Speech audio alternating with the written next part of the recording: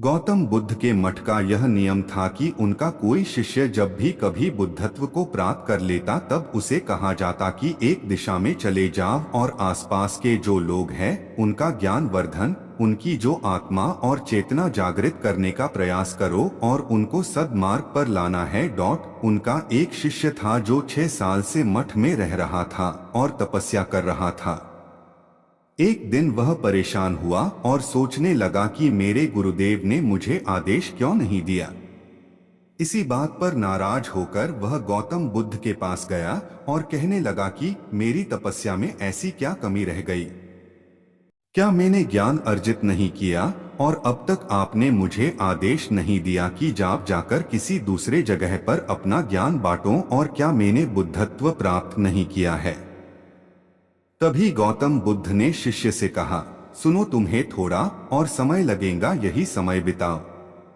यह बात सुनकर वह शिष्य चिढ़ गया और कहने लग गया कि गुरुदेव, आपके ज्ञान में कमी रह गई और आप मुझे ज्ञान नहीं दे पाए।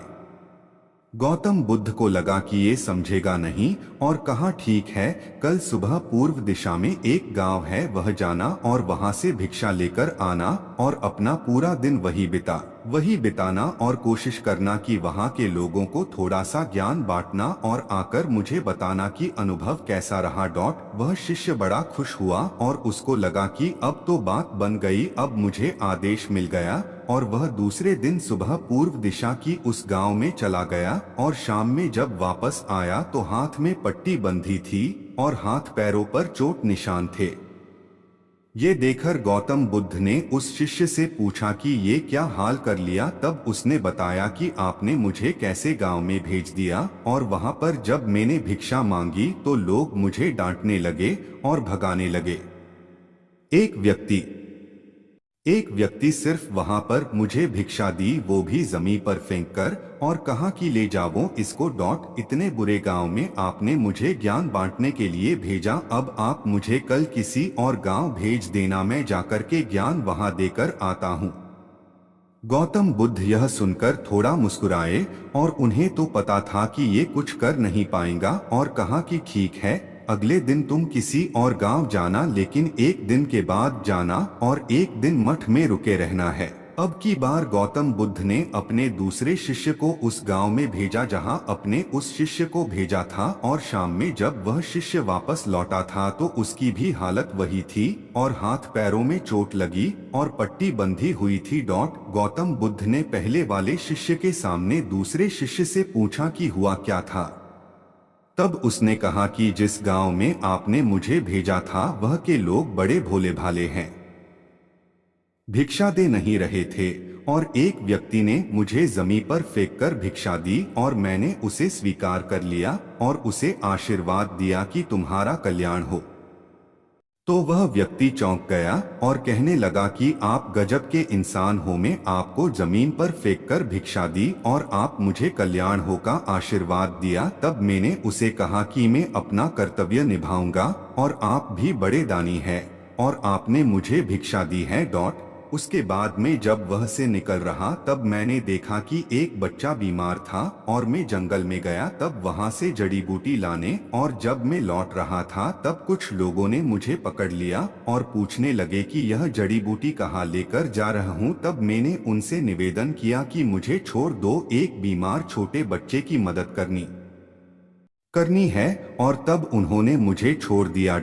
जब मैं गांव में वापस आकर उस बच्चे की मलहम पट्टी कर रहा था तो तभी गांव वाले मुझ पर हमला करने लगे। तब उस दानी व्यक्ति ने जिसने मुझे जमीन पर फेंककर भिक्षा दी थी उसने गांव वालों को रोका और कहा कि यह ठीक व्यक्ति है और इसे अपना काम करने दो। जब मैंने जड़ी बूटी लगाई तो बच्चा ठीक हो गया और सब मेरे लिए तालियां बजाने लगे।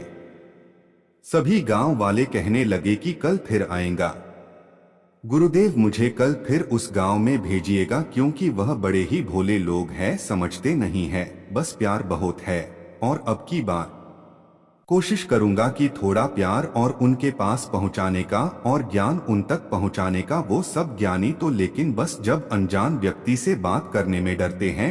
वो जो पहला शिष्य था जो एक दिन पहले उसे गांव में गया था, वह सुन रहा था और समझ रहा था और गौतम बुद्ध की चरणों में गिरकर बोला कि गुरुदेव, कमी तो मुझ में ही थी। आपने ज्ञान तो बहुत सारा दिया लेकिन मैं उसे आचरण में नहीं ढाल पाया और मैं अहंकार को ऊपर रखा और उसी गांव के लोगों को पहचान नहीं पाया और मार खाकर चला आया। और मार तो इन्होंने भी खाई लेकिन इनका अहंकार मिट चुका है और ये समझ चुके हैं कि वह लोग भोले भाले हैं और हमें उनसे अलग तरीकों से व्यवहार करना होगा और ज्ञान को आचरण में ढालकर उन लोगों तक पहुंचाना होगा। सीख, अच्छा इंसान बनने पर ध्यान दीजिए, अच्छा समय अपने आप चला आएगा। हम अच्छा समय लाना चाहते हैं लेकिन अच्छा इंसान नहीं बन पाते हैं और सारी गड़बड़ बस यही हो जाती है। वीडियो देखने के लिए धन्यवाद। अगर आपको हमारी यह वीडियो अच्छी लगी है तो कमेंट सेक्शन में अपनी राय जरूर दें और चैनल को सब्सक्राइब करें। धन्यवाद। मिलते हैं नई वीडियो में, तब तक के लिए खुश रहिए, मुस्कुराते रहिए।